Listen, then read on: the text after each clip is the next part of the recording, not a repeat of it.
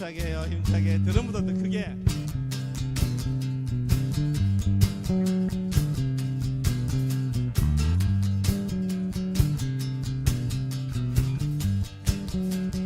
One, two, three, four.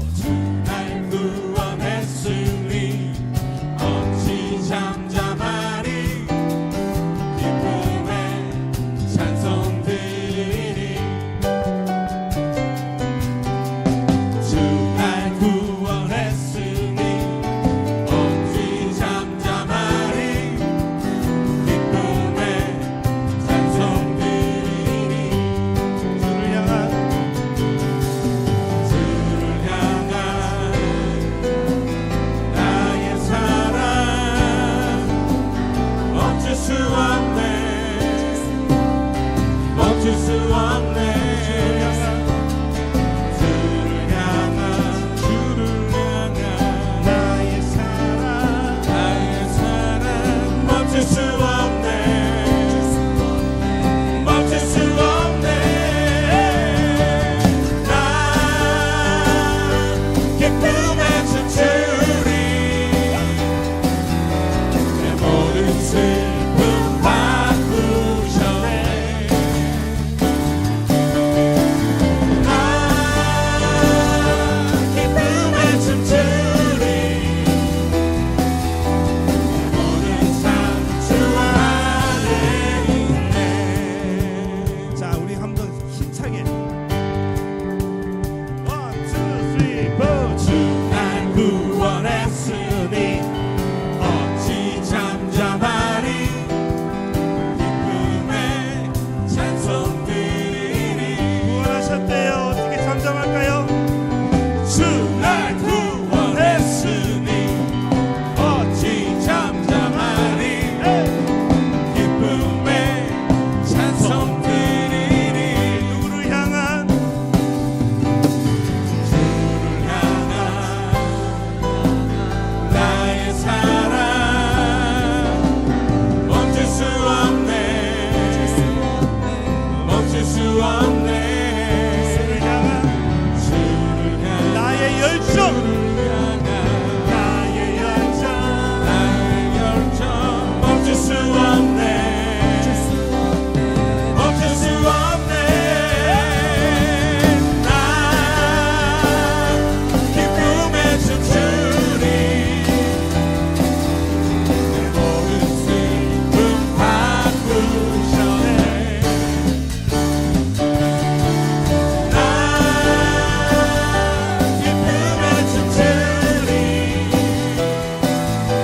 내 모든 삶 주 안에 있네. 내 영혼의 그 깊은 데서 흘러나옵니다. One, two, three. 내 영혼의 그 깊은 데서 맑은 가랑이 울려나네. 하늘 곡조가 언제나 흘러나와 내 영혼을 보인 다시 한번 고백하십시다. 내 영혼의 내 영혼의 그 깊은 데서 맑은 가랑이 울려나네. 하늘 곡조가 언제나 흘러나와 내 영혼을 보인 사래.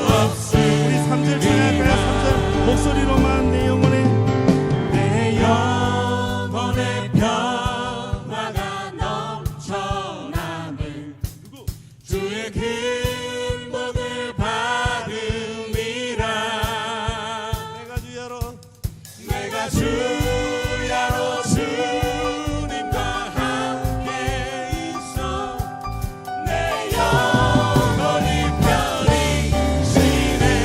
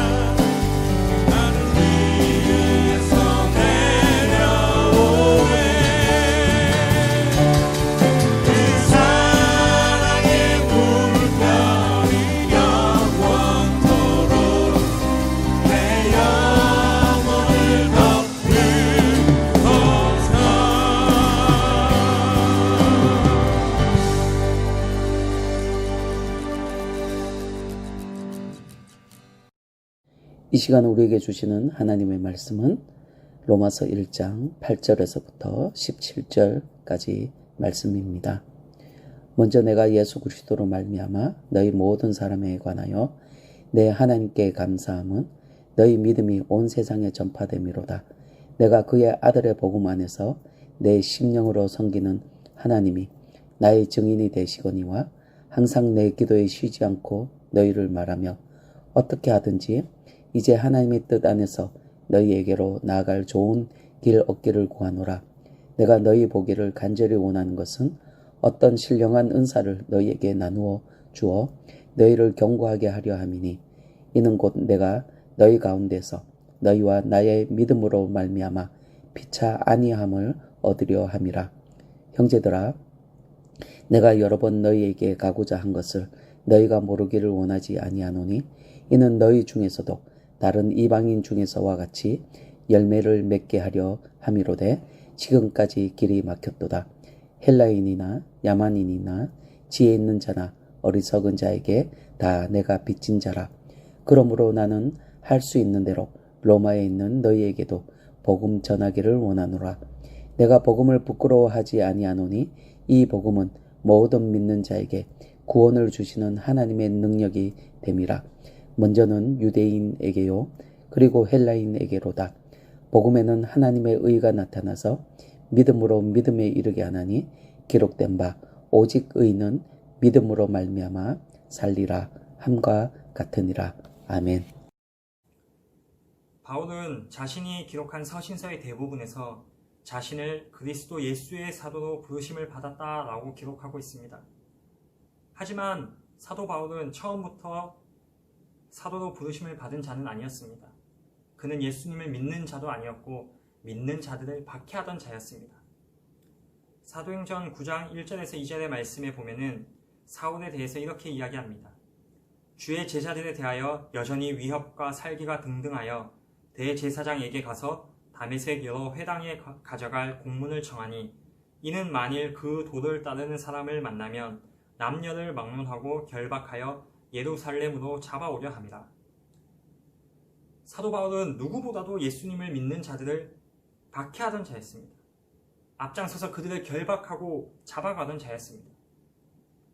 그런데 어떻게 믿는 자들을 박해하던 자가 복음을 전하는 자로 평생을 살아가게 되었을까요? 어떻게 자신을 복음에 빚진 자라고 고백하면서 살아갈 수 있었을까요? 사도행전 9장에서는 사도 바울의 회심에 대해서 기록하고 있습니다. 사울이 어느 날 길을 가다가 다메섹에 가까이 왔을 때 하늘에서 빛이 비추며 음성이 들렸습니다. 사울아 사울아 내가 어찌하여 나를 박해하느냐? 나는 내가 박해하는 예수다. 너는 일어나 시내로 들어가라. 내가 행할 것을 내게 이를 자가 있느니라. 이 음성을 듣고 난 사울은 앞을 볼 수 없었으며 사람의 손에 이끌려 다메섹에 들어갔습니다. 그리고 사울은 3일 동안 보지도 못하고 먹지도 마시지도 아니하였습니다. 그때 예수님께서는 다메섹에 있는 아나니아라는 사람을 불러 사울을 찾으라고 말씀하셨습니다. 그런데 이 아나니아는 예수님께 사울에 대해서 이렇게 이야기합니다. 주여, 이 사람에 대해서 내가 여러 사람에게 들었습니다. 그런데 그가 예루살렘에서 주의 성도에게 적지 않은 해를 끼쳤고 여기서도 주의 이름을 부르는 모든 사람을 결박할 권한을 대제사장들에게서 받았습니다. 그런데 여기서 예수님께서 아나니아에게 사울에 대해서 아주 중요한 말씀을 하십니다. 이 사람은 내 이름을 이방인과 임금들과 이스라엘 자손들에게 전하기 위하여 택한 나의 그릇이다.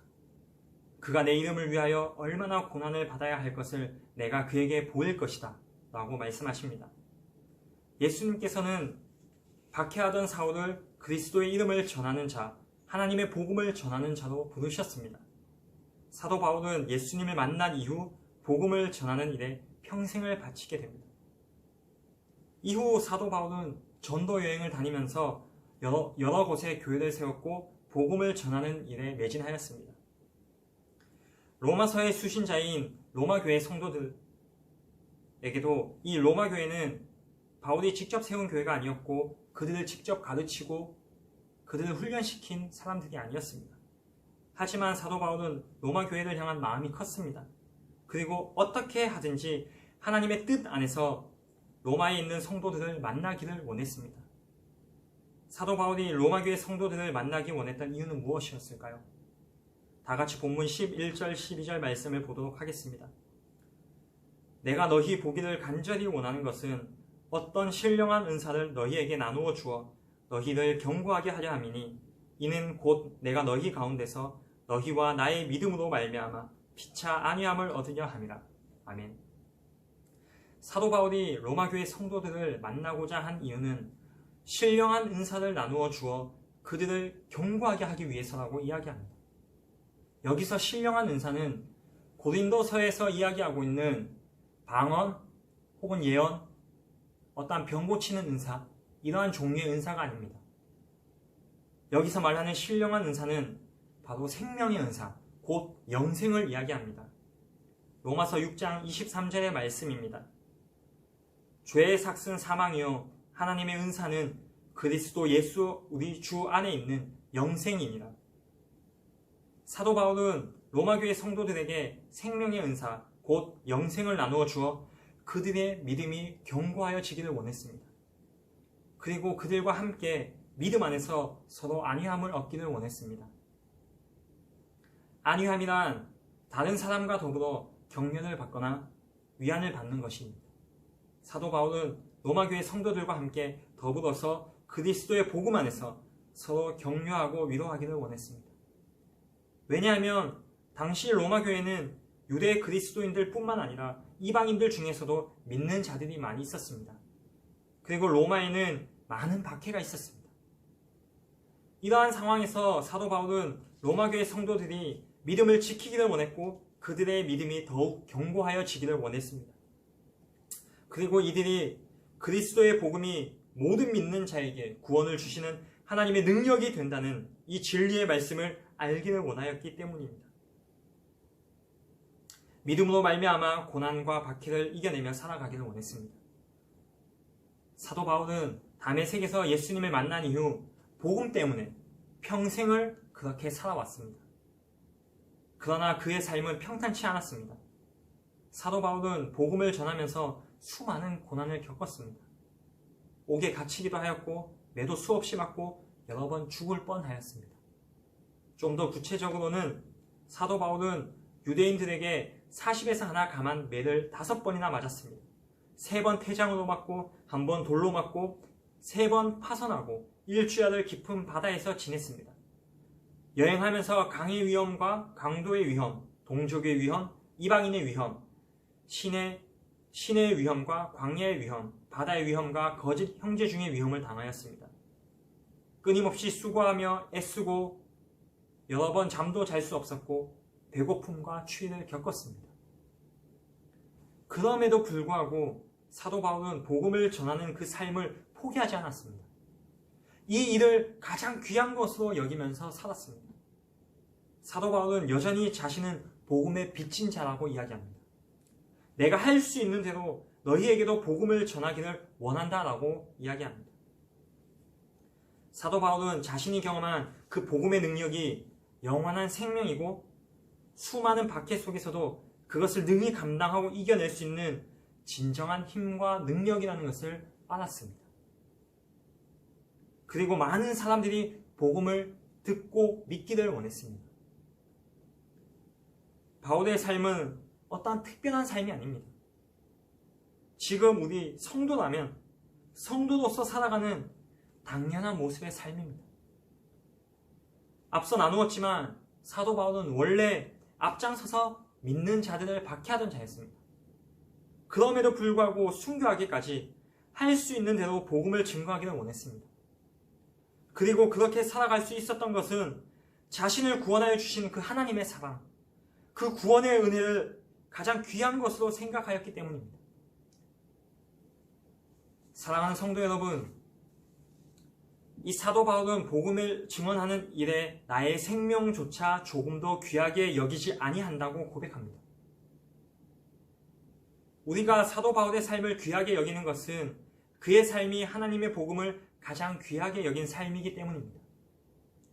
그렇다면 그가 믿은 복음, 그가 믿는 복음, 그가 받고 누리길 원했던 그 영생, 그것은 우리가 받은 것과 다른 것일까요? 아니요, 절대 그렇지 않습니다. 바울과 동일하게 믿음으로 말미암아 의롭다함을 받았고 믿음으로 살아가는 성도입니다. 동일하게 믿음으로 말미암아 구원을 받았고 영생을 누리면서 살아가는 자들입니다. 사도 바울은 인생에 있어서 가장 중요한 가치를 복음에 두었습니다.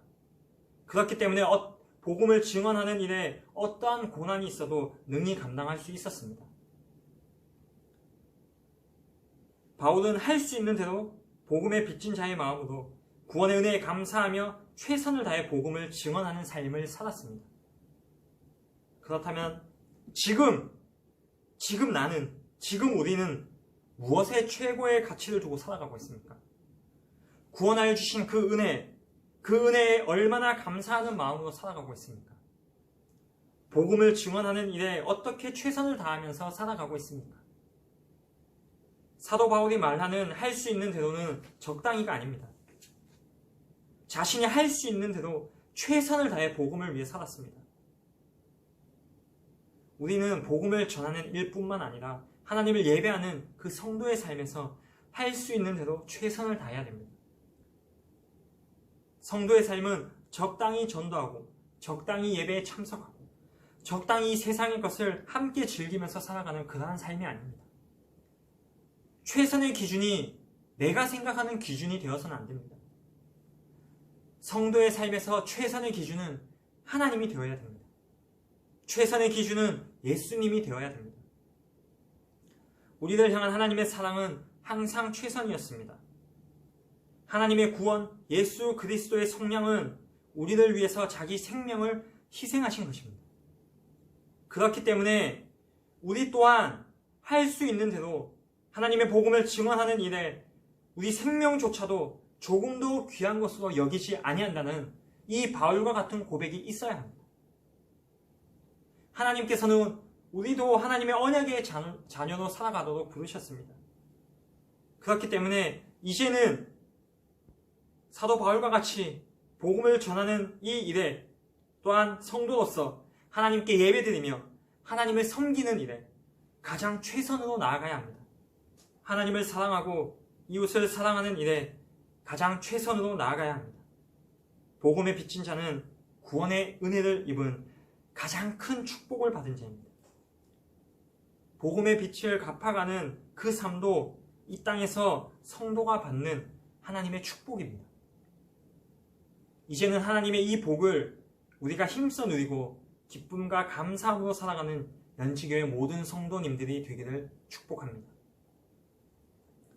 이 시간 다 같이 말씀을 기억하면서 그리고 가족끼리 함께 모여서 기도 제목을 나누며 함께 기도하도록 하겠습니다. 기도하시겠습니다.